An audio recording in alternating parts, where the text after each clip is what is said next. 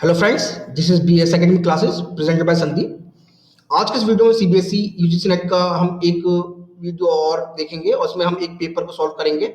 और मैंने CBSE UGC net के काफी वीडियो बीएस एकेडमी चैनल पे मैं लोड कर चुका हूँ, आप उनको चेक कर सकते हैं। तो जो स्टूडेंट्स मेरा वीडियो पहली बार देख रहे हैं, तो I introduce myself. My name is Sandeep. I did my MTech in computer science. After that I have experience of 2 years as a software engineer. I also qualified CSR exam as a JRF in engineering science stream. I also qualified CBSE UGC NET exam as a JRF 3 times, and right now I'm working as a research scientist. तो इस paper में हम इस video में हम paper number 1 को solve करेंगे और पेपर नंबर 1 के भी हम जून 2011 और दिसंबर 2011 के जो क्वेश्चन आए थे उनको सॉल्व करेंगे कंबाइनली, क्योंकि जो क्वेश्चंस है वो ज्यादा बड़े नहीं, तो मैंने सोचा कि इनको हम कंबाइनली सॉल्व करें। ठीक है, जून 2011 और दिसंबर 2011 के जो क्वेश्चन पेपर हैं उनको सॉल्व करेंगे और इसमें हम केवल उनके कम्युनिकेशन थ्योरी के पार्ट को ही सॉल्व करेंगे। ओके स्टूडेंट्स, कम्युनिकेशन थ्योरी के साथ साथ मैंने डेटा इंटरप्रिटेशन आईसीटी, यानी आप उसे इंफॉर्मेशन कम्युनिकेशन थ्योरी, और इसके साथ साथ जनरल स्टडीज के और एप्टीट्यूड एंड रीजनिंग के काफी वीडियो हम अपलोड कर चुके हैं। उसके बाद हमने कम्युनिकेशन थ्योरी के स्टार्ट करे हैं। ठीक है स्टूडेंट्स, तो फर्स्ट क्वेश्चन नंबर 1, तो public communication tends to occur with a more complex structure, political structure, community structure या फिर फॉर्मल स्ट्रक्चर। तो सबसे पहले तो पब्लिक कम्युनिकेशन होता क्या है, नहीं पब्लिक कम्युनिकेशन किस स्ट्रक्चर में होता है, जिसके मतलब ये है, पूरा का पूरा मतलब ये है। तो देखिए, पब्लिक कम्युनिकेशन हमेशा तभी होता है जब इंडिविजुअल और ग्रुप किसी तरह के डायलॉग में हो और उनसे एक तरह का मैसेज, कोई पर्टिकुलर मैसेज डिलीवर होता हो, यानी it is a way of communication where individual या फिर ग्रुप्स जो हैं, हमारे इंडिविजुअल ग्रुप है, किसी तरह का डायलॉग स्टैब्लिश कर रहे हैं इन पब्लिक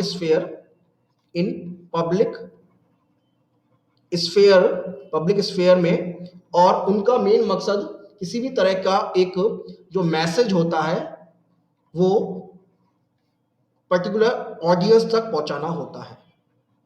ठीक है, यानी कुछ इंडिविजुअल ग्रुप्स एक डायलॉग स्टैब्लिश करते हैं पब्लिक स्फीयर में, एक मैसेज को किसी पर्टिकुलर ऑडियंस या फिर ग्रुप तक पहुंचाते हैं। तो जैसे न्यूज़पेपर का जो एडिटोरियल होता है, आपने देखा होगा, न्यूज़पेपर के जो एडिटोरियल्स होते हैं या फिर बिलबोर्ड्स होते हैं। बिलबोर्ड्स क्या होते हैं, जो आपने बैनर देखे होंगे, बिलबोर्ड्स होते हैं, तो उनका काम होता है, तो एडिटोरियल बिलबोर्ड्स होते हैं, तो उनका काम होता है। तो एक तरह का ये कन्वीनियंट स्ट्रक्चर फॉलो करते हैं। जैसे आपने देखा कोकोला का जो ब्रांड है, कोकोला के बिलबोर्ड्स देखोगे जगह जगह पर, आपने एग्जांपल है। तो एक तरह का कन्वीनियंट स्ट्रक्चर फॉलो करते हैं so that anybody can use understand what is try to से।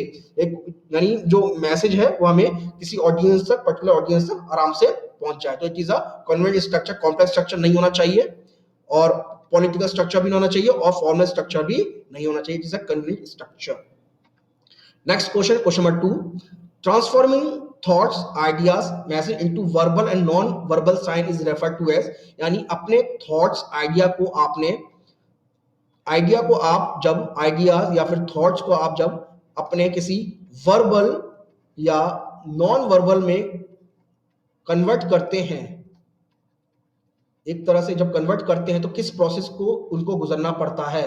तो ये प्रोसेस क्या होती है, उस प्रोसेस को चैनलाइजेशन कहते हैं, या फिर मीडिएशन कहते हैं, या फिर इनकोडिंग कहते हैं, या फिर डिकोडिंग कहते हैं। तो देखिए, जब हम किसी आइडिया, हमारे पास एक आइडिया है, उस आइडिया को हमने पर्टिकुलर एक साइन के फॉर्म में कन्वर्ट कर दिया, यानी साइन के फॉर्म में कन्वर्ट कर दिया, या फिर एक तरह से सिंबल के फॉर्म में कन्वर्ट कर देंगे उसको हम, तो उस प्रोसेस को हम इनकोडिंग कहते हैं।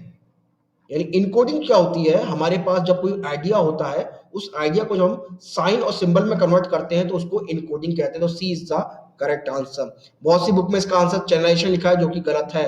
ना तो चैनलाइजेशन होगा, ना मीडिएशन होगा, ना डिकोडिंग होगा। It's the correct answer is encoding. Okay students, तो C is the correct answer. Next question number 3, effective communication needs a supportive, यानी इफेक्टिव कम्युनिकेशन को सपोर्ट करने के लिए हमें एक इकोनॉमिकल एनवायरनमेंट चाहिए, पॉलिटिकल एनवायरनमेंट चाहिए, सोशल एनवायरनमेंट चाहिए, या फिर मल्टी कल्चरल एनवायरनमेंट चाहिए। तो ये तो एक हम देखें कि हम किस किस एनवायरनमेंट में कम्युनिकेशन बहुत अच्छा हो सकता है। तो जब हम एक दूसरे से वेरी वेरी फैमिलियर हो, हम लोग बहुत फैमिलियर होते हैं, तो फैमिलियर जब होते हैं तो उस तरह का एनवायरनमेंट किसी भी जगह पर एक गुड कम्युनिकेशन को स्टैब्लिश करता है। तो फैमिलियर मतलब सोशल, जब हम एक दूसरे से सोशली बहुत फ्रेंडली होते हैं, सोशली बहुत फ्रेंडली होते हैं, तो इट्स आंसर इज सी। तो social environment needs a effective communication needs a supportive social environment. Next question, question number fourth. A major barrier in the transmission of cognitive data in the process of communication is an individual's, यानी किसी भी data को, cognitive data को process communication तक convert होने में कौन सा बैरियर प्रोड्यूस होता है। ठीक है स्टूडेंट्स, तो क्या हो सकता है, तो देखिए जो कॉग्निशन होता है, कॉग्निशन होता है या फिर कॉग्निटिव डेटा होता है। कॉग्निशन का मतलब होता है जब आप किसी एक्शन से किसी चीज को आप नॉलेज गेन करते हैं, किसी एक्शन से अपने को नॉलेज गेन करते हैं, तो एक्शन से नॉलेज गेन करते हैं तो आपको इसको इस कॉल्ड द कॉग्निशन, यानी एक तरह से in cognitive data on individual come across new information, क्योंकि आपके पास क्या होती है, नई नई इंफॉर्मेशन आती हैं, न्यू इन्फॉर्मेशन आती है, तो इन्फॉर्मेशन को आप कैसे अपने अंदर उतारेंगे, गैदर करेंगे, इज कॉल्ड नॉलेज।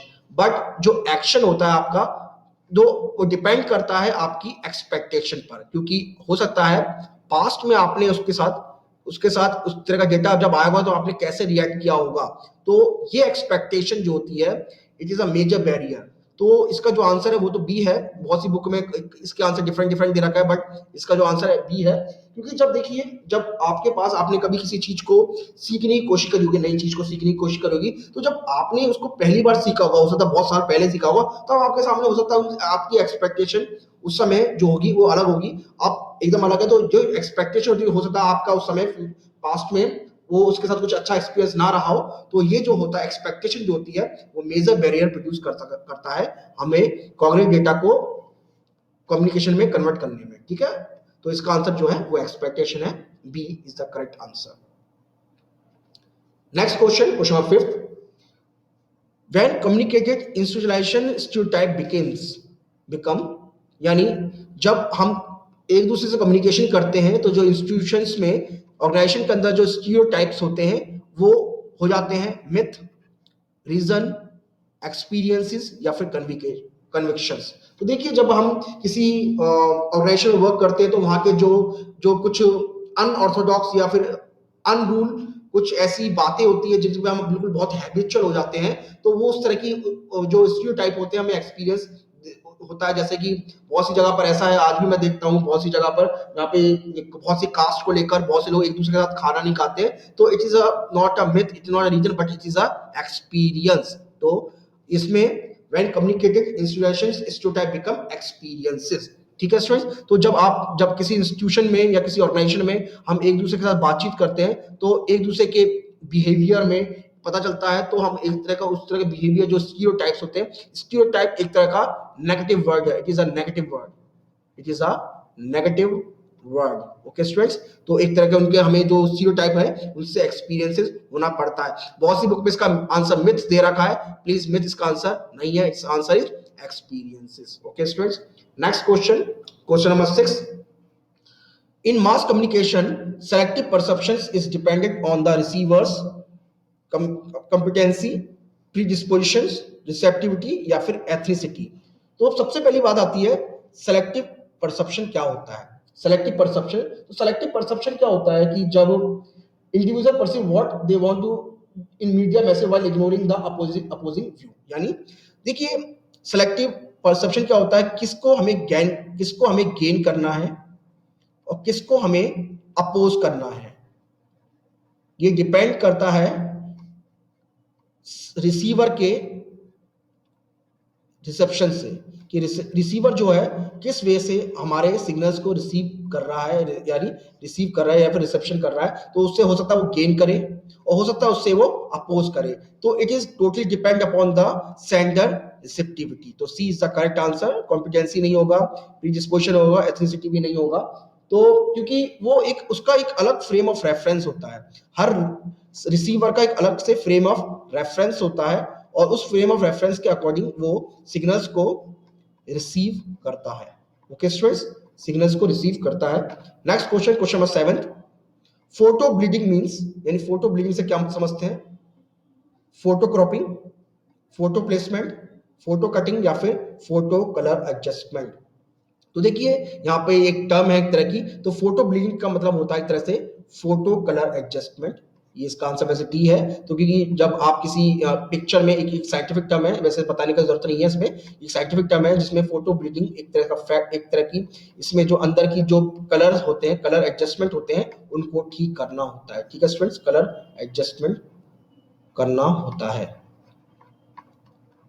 तो इसका जो आंसर है वो डी है। D is the correct answer. Next question, question number 8, while designing communication strategy feed forward studies are conducted by, यानी जब किसी भी तरह की कम्युनिकेशन स्ट्रेटजी डिजाइन करते हैं तो फीड फॉरवर्ड स्टडी किसके द्वारा की जाती है? फीड फॉरवर्ड जो स्टडी की जाती है ऑडियंस के द्वारा, कम्युनिकेटर के द्वारा, सैटेलाइट के द्वारा या फिर मीडिया के द्वारा। तो देखिए ये एक तरह का फैक्ट बेस्ड क्वेश्चन है। तो देखिए कम्युनिकेशन में फीड फॉरवर्ड जो स्ट्रेटजी है, it is always, feed forward studies is always decide by the communicator. Okay students, तो कम्युनिकेटर ही इसको डिसाइड करता है कि विच फॉरवर्ड स्ट्रेटजी ही और शी वांट्स टू यूज। तो B is the correct answer. B is the correct answer.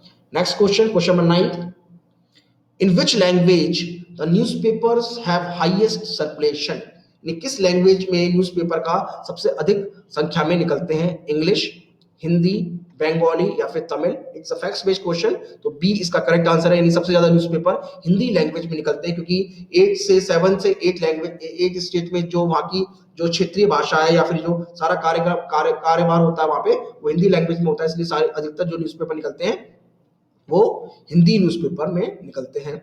Next question, question number 10, aspect ratio of TV screen is, यानी aspect ratio क्या होता है? देखिए एस्पेक्ट रेशियो क्या होता है, एक तरह से लेंथ और ब्रेड्थ का आपस में, लेंथ और ब्रेड्थ का आपस में एक तरह से एक रेशियो होता है। जैसे आपने देखा हो झंडे का जो एस्पेक्ट रेशियो होता है वो 3:2 होता है। उसी तरह से टीवी पे किस तरह का एस्पेक्ट रेशियो होता है? 4:3, 3:4, 2:3 या फिर 2:4। तो इसका जो आंसर है वो एक याद कर लीजिएगा आप, 4:3 का एस्पेक्ट रेशियो होता है ऑलवेज इन टीवी स्क्रीन।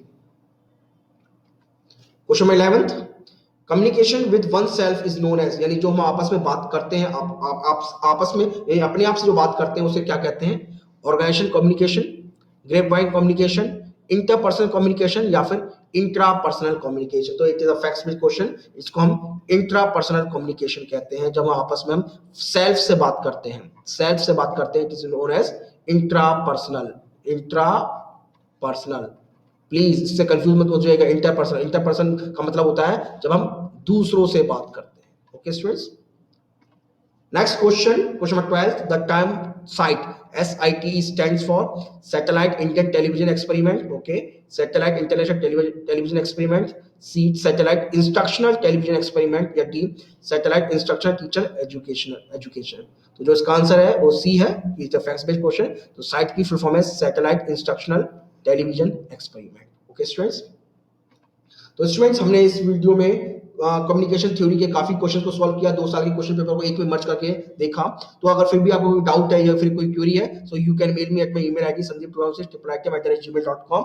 और हम काफी वीडियो चैनल पे अपलोड कर चुके हैं, आप लोग उनको देख सकते हैं सब्जेक्ट वाइज और टॉपिक वाइज। ठीक है स्टूडेंट्स, और बहुत से स्टूडेंट्स का मेरे पास मेल आया है, डिफरेंट मेल्स आ रहे हैं कि सिलेबस बनाने के लिए। मैं जल्दी सिलेबस की सीरीज लेकर आऊंगा जल्दी से। ठीक है students, so please subscribe our channel for more videos. Thank you.